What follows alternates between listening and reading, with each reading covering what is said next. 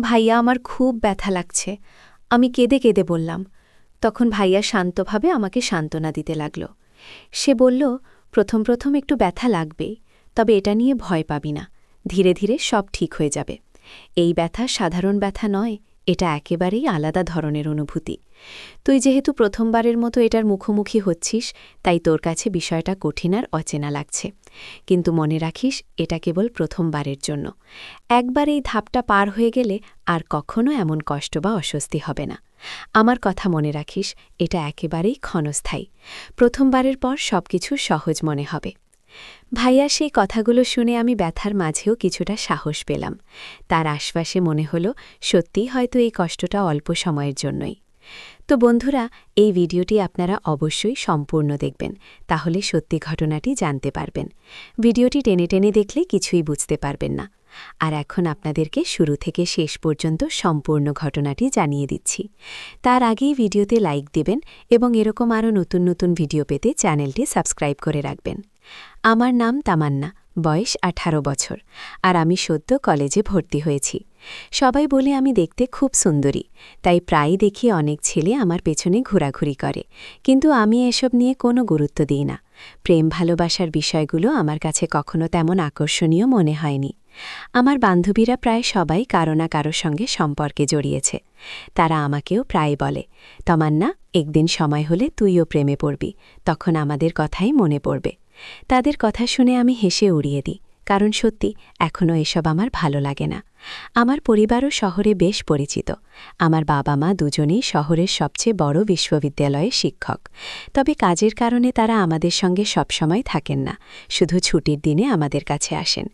এই সময়টা আমাদের জন্য অনেক আনন্দের হয়, আর বাকিটা সময় আমি আর আমার ভাইয়া একসঙ্গেই বাসায় থাকি। আমাদের জন্য আলাদা করে কাজের লোক আছে, তারা রান্না বান্না আর ঘরের সব কাজ সামলে নেয়। আমার ভাইয়ার নাম সাকিব। ভাইয়া আমার থেকে কয়েক বছরের বড়। ভাইয়া সবসময় আমার খুব খেয়াল রাখে। বাইরে কোথাও যেতে হলে কিংবা কোনো কাজে সাহায্যের প্রয়োজন হলে সবার আগে সেই এগিয়ে আসে। পড়াশোনায় সমস্যা হলে ধৈর্য ধরে বুঝিয়ে দেয়।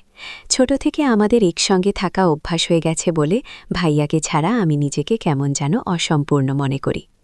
আমি আর আমার ভাইয়া সাকিব সবসময় একে অপরের সঙ্গী ছিলাম। ছোটবেলা থেকেই হাসি, কান্না, ঝগড়া সবকিছুই আমরা ভাগাভাগি করে নিতাম। বাবা মা আমাদের সঙ্গে থাকতেন না, তাই ভাইয়াই ছিল আমার সবচেয়ে কাছের মানুষ। কিন্তু একটা ঘটনা আমাদের সম্পর্ককে বদলে দিল চিরদিনের জন্য। কলেজে ওঠার পর আমি পড়াশোনার পাশাপাশি কিছু নতুন বন্ধু পাই।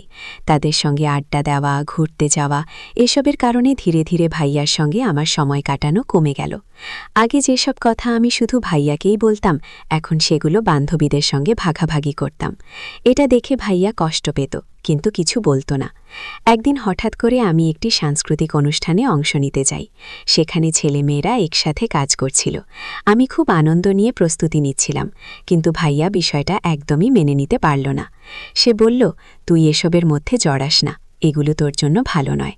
আমি বললাম, ভাইয়া, তুমি সবসময় আমার জন্য ঠিক করতে পারো না, আমিও বড় হচ্ছি, আমাকেও নিজের মতো করে চলতে দিতে হবে। এই কথাতেই শুরু হলো দূরত্ব। ভাইয়ার মনে হলো আমি তাকে আর আগের মতো সম্মান করি না, আর আমার মনে হলো ভাইয়া আমাকে বুঝতে চায় না। ধীরে ধীরে আমাদের কথাবার্তা কমে গেল, একসাথে বসে খাওয়া দাওয়া কিংবা আড্ডাও হারিয়ে গেল। এভাবে বেশ কিছুদিন কেটে গেল। তারপর হঠাৎ করেই আমি লক্ষ্য করলাম ভাইয়ার আচরণ বদলে যাচ্ছে। আগের মতো শুধু দায়িত্ব নিয়ে কথা বলতো না, বরং আমার সাথে আরও নরম, আরও যত্নশীল হয়ে উঠল। প্রতিদিন রাতে আমি যখন ঘুমাতে যাই, সেই সময় ভাইয়া এসে আমার খোঁজ খবর নেয়, আমাকে সান্ত্বনা দেয়। প্রথমে বিষয়টা আমি বুঝতে পারিনি, কিন্তু দিন যতই গড়াতে লাগল, ততই টের পেলাম ভাইয়ার এই আচরণ একেবারেই ভিন্ন রকম। তার কথা বলার ভঙ্গি, যত্ন নেবার ধরন সবকিছুতেই যেন একটা অচেনা মায়া ভর করেছে। আমি ভেতরে ভেতরে কৌতূহলী হয়ে উঠলাম, ভাবতে লাগলাম হঠাৎ এমন পরিবর্তনের পেছনে কী কারণ থাকতে পারে। আগে যে ভাইয়াটা কেবল কড়াকড়ি আর নিয়মের কথা বলতো, সেই এখন প্রতিটি রাতে আমার পাশে এসে দাঁড়ায়, যেন আমাকে একা থাকতে না দেয়। একসময় আমার মনে হতে লাগলো ভাইয়ার এই অচেনা ব্যবহারটা যেন কোনো গভীর রহস্য লুকিয়ে রেখেছে, যেন সে আমাকে কিছু বলতে চাইছে কিন্তু কোনো অজানা কারণে মুখ খুলতে পারছে না। রাতগুলো মনে হয়েছে এক একটা ছোট অধ্যায়। প্রতিটা রাতেই আমি ভাইয়ার রহস্য জানার জন্য ছোট ছোট চেষ্টা করে যাচ্ছি, কিন্তু সে প্রতিবারই কিছু না কিছুভাবে এড়িয়ে যাচ্ছে। তারপর একদিন আমি সন্ধ্যায় বই নিয়ে ঘরেই বসি। রাতে বিছানায় শোবার আগেই ভাবলাম আজ ভাইয়ার সঙ্গে সরাসরি কথা বলে ফেলব। দুপুরে যতটা ঠান্ডা থেকেছে রাতে ততটাই সাহস চলছিল। রাতে যখন সবাই ঘুমোতে যায় আমি জিজ্ঞেস করলাম, তুমি কেন হঠাৎ এত বদলে গেলে, কি হয়েছে? ভাইয়া একটু কণ্ঠ নামিয়ে মুচকি হেসে বলল, কোনো কিছু না, তুই বেশি ভাবিস। তার চোখে কোনো অস্বস্তির ছাপ দেখলাম, কিন্তু সে মুখ খুলল না। আমি যত চেষ্টা করলাম সে প্রতিবার উত্তরকে ছোট করে দিল। আমি বুঝলাম সে জানাতে চাইছেন না। রাতে যখন ঘুমোতে যাই ইচ্ছে করে চুপচাপ তার কাজের ঘরের দরজার কাছে চলে গেলাম। জানালার আলো থেকে দেখা যায় ভাইয়া মুঠোফোন হাতে বসে আছে, চোখে একটু ক্লান্তি, বারবার মুঠোফোন নাম করে ফেলে রাখছে। একবার সে হালকা করে একটি মেসেজ টাইপ করল, তারপর মুছে দিল। আমি মনেই আঁকড়ে ধরে বসে গেলাম। কি হচ্ছে তার জীবনে? আমার কাছে যেন সে কিছু লুকাতে চাইছে। দরজার কাটা শব্দও শোনা যায়নি। সে বাইরে থেকে দরজা লক করে নিল কিনা জানি না। ফিরে যখন ঘরে আসলাম আমি হঠাৎ দেখলাম টেবিলে একটি ছোট কাগজ ভাগ আছে। কোনো নোট তবে নয়, কেবল অর্ধেক কালির দাগ। আমার কৌতূহল বেড়ে গেল। আমি এড়িয়ে যেতে চাইলেও ভেতরের চিন্তা আমাকে থামাতে দেয়নি। রাতে ঘুমানোর আগে আমি সরাসরি জিজ্ঞেস করলাম, ভাইয়া তুমি কি আমাকে কিছু লুকাও? সে দীর্ঘশ্বাস নিল, তারপর বলল, না, কিন্তু আমি চাই না তুই সেই চাপটা অনুভব করো। তার চোখে এক অজানা দুঃখ দেখলাম। কিছু বলার আগে সে মুখ বুজে নিল। তারপর এক রাতে আমি ঘুমের অর্ধ ঘুমে আচমকা জেগে উঠে দেখি ভাইয়া বিছানার পাশে টেবিলে বসে আছে। সে একা চুপচাপ, হাতে এক কাপ চা। আমি থেমে দাঁড়ালাম। তার দিকে তাকিয়ে সে হঠাৎ বলল, তুই ঘুমা, কথা বড় ব্যাপার না। আমি ওকে ধৈর্য ধরে বলতে বললাম, ভাইয়া আমি যদি তোমাকে ভালোবাসি সেই কারণেই তো জানার চেষ্টা করছি। সে চুপ করে রইল। তারপর অচেনা এক কণ্ঠে বলল, আমার জন্য ভালো, তাই তোর সাথে এমন আচরণ। সেই কথাই আমাকে আরও বিভ্রান্ত করল। তার ভালোর ব্যাখ্যা কি? এমন যে আমাকে এড়িয়ে রাখবে? তারপর আমি লক্ষ্য করলাম ভাইয়া প্রতিদিনই আমার সঙ্গে শুতে চাইত, আর সব সময় বাম পাশেই ঘুমোতে জোর করত। কেন সে শুধু বাম পাশেই থাকতে চাইত সেটা আমার কাছে রহস্যই রয়ে গেল। শুধু তাই নয়, রাতে শোবার আগে সে বারবার বলতো, সব লাইট বন্ধ করে দাও। এমনকি জিরো বাল্ব পর্যন্ত নিভিয়ে পুরো ঘরকে অন্ধকার করে দিত। আমি ভাবতে লাগলাম আলো অন্ধকারের এই খালা আর তার বাম পাশে ঘুমানোর জেদ, এর পেছনে আসল রহস্যটা কি? আমি ভেতরে ভেতরে আতঙ্ক আর কৌতূহলের মধ্যে পড়ে গেলাম। অন্ধকার ঘরে ভাইয়ার এমন আচরণের পেছনে কি আছে সেটা বুঝতে পারছিলাম না। মনে হচ্ছিল সে ইচ্ছে করেই কিছু একটা আমার চোখের আড়ালে রাখতে চাইছে। আমি আর কিছু না করে বসে থাকতে পারলাম না। এক রাত কৌতূহলকে হার মানিয়ে জাগার সিদ্ধান্ত নিলাম।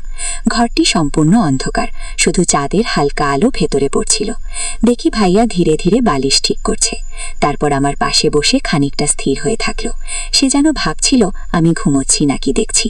হঠাৎ তার চোখে এক অদ্ভুত ভাব দেখলাম, কোনো শোক বা রাগ নয়। ভাইয়া তারপর আমাকে বলল, তোর সঙ্গে আমি অনেক দিন ধরে একটি কথা শেয়ার করতে চাই, কিন্তু এখনো বলতে পারিনি। বহুবার চেষ্টা করেছি, কিন্তু সব সময় থেমে গেছি। শুনিস, আমি তোর উপর জোর করব না, কোনো জবরদস্তি করব না। সবকিছু তোর ইচ্ছা মতো হবে। যদি তুই নিজের ইচ্ছায় রাজি থাকিস তাহলে ঠিক আছে, আর না থাকলে তুই নিশ্চিন্তে অস্বীকার করতে পারিস। এই কথাগুলো কিন্তু তুই কাউকে বলবি না। আমি তোর ভাই ঠিকই, কিন্তু এদিন ধরে আমি যা অনুভব করেছি সেটার কথা বলতেই পারিনি। এবার বলার সাহস হলো কেবল তোর কাছে। আমি অবাক হয়ে তার দিকে তাকিয়ে রইলাম। তার চোখে এক অদ্ভুত মিশ্র অনুভূতি, ভয়, লজ্জা সবই ছিল। সেই মুহূর্তে আমার মনে হলো ভাইয়া শুধু আমার যত্ন নিচ্ছে না, সে আমার প্রতি কোনো গভীর অনুভূতি রাখছে, যা এদিন লুকিয়ে রেখেছে। কিন্তু ঠিক তখনই ভেতরে একটা অদ্ভুত দ্বিধা অনুভব করলাম। আমি কিভাবে প্রতিক্রিয়া দেখাবো, কিভাবে সেই কথাগুলো বুঝবো? আমার মন ঝড়ের মধ্যে যেন তলিয়ে যাচ্ছিল। ভাইয়া কিছুক্ষণ চুপ করে রইল, তারপর শান্ত স্বরে বলল, আমি শুধু চাই তুই বুঝিস সবকিছু আমার উদ্দেশ্য ভালোই। আমি চাই না কোনো ভুল বোঝাবুঝি হয়, তাই আজ বললাম শুধু তোর কাছে। আমি ধীরে ধীরে নিজের কণ্ঠে বললাম, ভাইয়া, আমি চেষ্টা করব বুঝতে, কিন্তু একটু সময় চাই। সেই রাতটি যেন আমাদের সম্পর্কের ইতিহাসে এক নতুন অধ্যায় শুরু করলো। আমার কৌতূহল, ভীতি আর অবাক হওয়া সবই একসাথে মিশে একটা অদ্ভুত আবেগে পরিণত হলো। আমি বুঝতে পারলাম যেই রহস্য এদিন লুকানো ছিল তার প্রথম আভাস আজ আমার চোখের সামনে এসেছে। তারপর রাতের অন্ধকারে আমরা দুজনে কিছুক্ষণ চুপচাপ বসে রইলাম। ঘরের নিস্তব্ধতা কেবল আমাদের নিঃশ্বাসের শব্দ শোনাচ্ছিল। আমার হৃদস্পন্দন তীব্র হয়ে উঠল। মনে হলো সময়ও যেন থমকে গেছে। আমি ধীরে ধীরে বললাম, ভাইয়া, তুমি কি চাইছো আমাকে বোঝাতে? আমি ধীরে ধীরে বুঝতে পারলাম ভাইয়া সবসময় আমার খেয়াল রাখছে, আমাকে ভালোবাসছে এবং নিরাপদ রাখতে চাইছে। এই উপলব্ধি আমাকে সাহস দিয়েছে এবং আমি ঠিক করলাম আমরা একে অপরের পাশে থাকব, পরিবারের মতো, বিশ্বাস আর যত্ন নিয়ে। আর এই গল্পের মাধ্যমে আমি শিখেছি সত্যিকারের ভালোবাসা মানে হলো একে অপরের প্রতি যত্ন, সাপোর্ট এবং বিশ্বাস। এটাই সবচেয়ে